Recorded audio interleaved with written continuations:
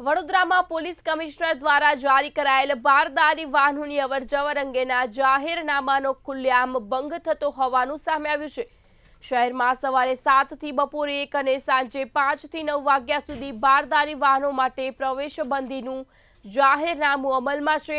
તેમ છતાં બારદારી વાહનો શહેરમાં બેફામ ફરી રહ્યા હોવાની વિગતો મંતવ્ય ન્યૂઝની રિયાલિટી ચેકમાં જોવા મળી છે।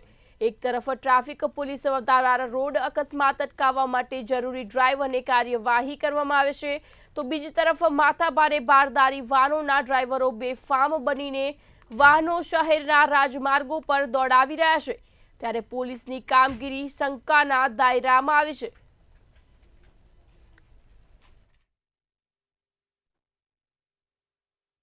બારદારી વાહનો પ્રવેશે કદાચ શહેર આટલું મોટું છે, દરેક જગ્યાએ કંઈ ને કંઈ ટ્રાન્સપોર્ટેશનની બારદારી વાહનોની નાગરિકોને જરૂર પડતી હોય, કોઈ બી કામ હોય, કન્સ્ટ્રક્શન હોય, હાઉસ મૂવિંગ હોય, કંઈ પણ, તો એને અમુક સમયમાં રોકવાનું બી કેટલું ઉચિત છે એ અગત્યતા છે।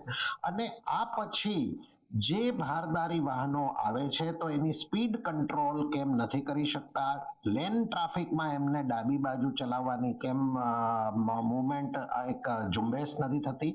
પરમિશન વાળા વાહનો જે હમણાં કીધા એ હોય તો એની કાર્યવાહી કરવાની રહેતી નથી, તેમ છતાં તમે કહો છો પ્રમાણેના જો બીજા વ્હીકલ હશે તો ચોક્કસ કાર્યવાહી કરીશું। 2019 જે જાહેરનામું છે એ અંતર્ગત સવારે 7 વાગ્યાથી બપોરના 1 વાગ્યા સુધી પ્રતિબંધ છે।